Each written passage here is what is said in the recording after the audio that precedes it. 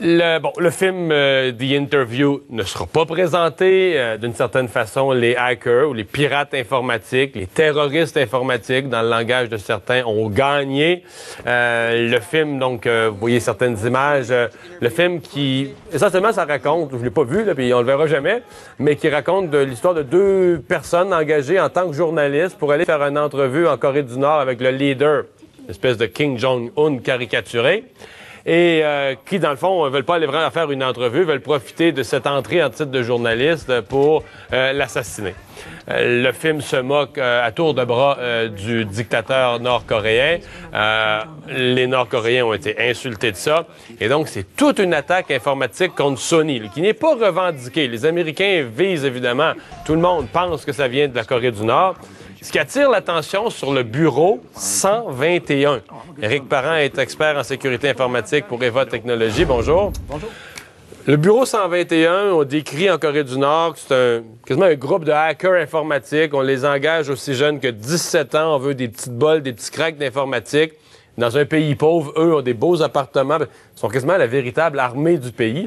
Oui, ça va plus loin. Ça, en réalité, c'est leur famille qui va même avoir un statut élevé, disons, social. Alors, la famille au complet va être Donc, bien le petit hébergée. kid de 18 ans qui est capable de faire de l'informatique va amener même ses parents dans une vie luxueuse, les sortir de la pauvreté. Exactement. Parce que ça vaut cher, là. Bien, ça vaut cher parce qu'ils ont mis beaucoup d'emphase sur ce sujet-là dans ce pays-là. Plusieurs pays font de l'espionnage de cette catégorie-là. C'est juste que là, aujourd'hui, on voit un bel exemple de quelqu'un qui a laissé son ego, disons, prendre le dessus. Parce que généralement, on fait de l'espionnage pour avoir un gain pour son pays. Là, c'est pas le cas. On fait ça pour faire du mal, finalement. Ouais. Un gain pour son pays, par quoi? On veut de l'espionnage industriel, savoir les stratégies des autres compagnies pour que nos compagnies de notre pays puissent se répliquer. C'est ça, l'espionnage industriel? Exactement.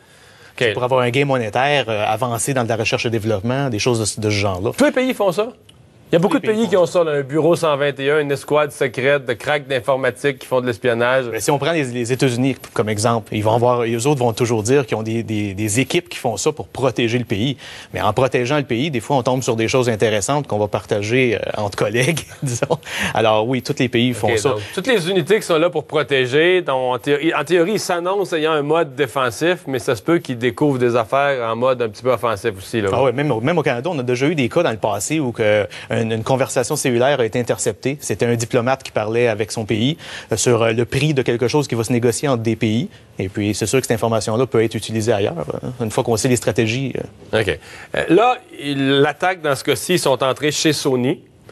Ils ont tout eu, là. Des courriels, donc des boss de chez Sony, des patrons qui parlaient contre Angelina Jolie, un autre qui a des propos racistes sur le président Obama. Une fois que les courriels sortent, ça a l'air fou, pas un peu. Est-ce que Sony est un manquement là-dedans? Est-ce qu'ils ont été faibles, Sony? Est-ce que c'est normal? Ou est-ce que c'est les autres qui sont trop forts? Est-ce que c'est normal qu'ils soient rentrés chez Sony? Bien, il faut comprendre que la technologie, c'est assez complexe. Et puis, la majorité des entreprises, autant ici que n'importe où, sont pas prêts du tout pour ce genre d'attaque-là. Ici, on parle d'une attaque ciblée, où on a une grande quantité de gens qui se focus sur nous, là. Alors, Sony, est-ce qu'ils ont été faibles? Potentiellement sur plusieurs choses, parce que les brèches qui ont été exploitées, c'est des choses qui sont relativement simples.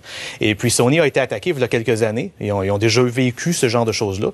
Mais c'est une grande entreprise. Et puis, ça fait qu'on ne peut pas nécessairement toujours tout contrôler. Parce qu'une brèche, c'est ça. C'est que tu peux sécuriser certaines affaires, mais si tu as tes employés qui font pas attention, tout ça peut devenir une fissure par où ils peuvent rentrer, les hackers. Absolument. D'ailleurs, c'est une des grandes différences qu'on voit. Les choses qui ont été publiées, ça fait mal à des individus. Alors, c'est là qu'on sait que c'est pas quelque chose comme un regroupement comme Anonymous qu'on entend souvent parler, qui peut être vous, moi, n'importe qui, finalement, mais qui généralement fait ça pour une cause éthique ou morale qu'eux croient. Alors, c'est pas ça qu'on a aujourd'hui. Anonymous ne défendrait pas Kim Jong-un. Non, d'un, mais de deux, Anonymous, ça serait pas dans la philosophie en arrière d'Anonymous de laisser aller des courriels qui vont exposer des données des familles, des gens qui travaillent chez Sony, les dossiers médicaux, des choses de ce genre-là, qui ont fait surface présentement. Alors, on sait que c'est carrément du terrorisme dans notre terme à nous. Là, alors, c'est ça qui est vraiment différent. Mais on a même des choses similaires à ça ici. Là. Nous, quand on fait de la recherche, on trouve des fois des choses qui sont vendues sur l'Internet, comme des noms d'usagers mots de passe pour des entreprises. Et puis, quand on contacte les entreprises, dernièrement, on vient de faire une compagnie pharmaceutique qui vend des produits pharmaceutiques, là, pour pas la nommer. Et puis, ils ne retournent même pas les appels. Là. Ils disent, regarde, sur l'Internet, on vend vos noms d'usagers mots de passe pour accéder à vos courriers électroniques. Donc, vous les appelez comme spécialiste de sécurité, vous les prévenez de ça. Ça ne retourne même pas ton appel. Ça s'en occupe pas. Ouais. D'ailleurs, un des derniers que j'ai eu un contact au téléphone avec le CEO, avec le président de l'entreprise, c'est une firme qui gère 5 milliards d'actifs à Calgary. Et puis, je suis client. Alors, j'ai pas lâché, là. J'ai dit, là, je veux parler à quelqu'un. Parce que vous aviez les preuves Oui, clairement, là. Qu'ils sont hackés, qu'il y a des gens qui vendent les noms d'usagers mots de passe. Et puis même là, une fois que je les ai parlé, tu vois que c'est une nonchalance. Les gens aujourd'hui sont beaucoup trop... Mais pourquoi nonchalance? Parce qu'ils croient que ça n'arrivera pas? Ils pensent que les autres vont être attaqués, pas eux? Ben un peu. Ils pensent aussi que c'est pas si grave que ça, parce que c'est des brèches de sécurité, puis on va fermer ça, puis c'est pas très grave. Alors, tant que ça passe pas dans les médias, c'est pas nécessairement grave. Hein. Ouais. Les gens marchent à la claque, là, finalement. Fait que les gens pensent très court terme dans toutes les entreprises. Alors nous-mêmes, dans mon entreprise, on essaye d'éviter les entreprises qui sont sur la bourse. Parce que il y a beaucoup de mensonges dans ces entreprises-là. Les gens sont là pour le court terme. On se place en Corée du Nord, là, créer un bureau 121, là, former un bureau qui va faire des attaques informatiques. On a besoin, parce que je fais ça, on les prend à 17 ans. On a besoin de quoi? On a besoin de qui? Quel genre de monde on cherche? Bien, on va chercher des gens qui sont débrouillards, qui pensent out of the box, là, qui sont capables d'avoir une pensée très large.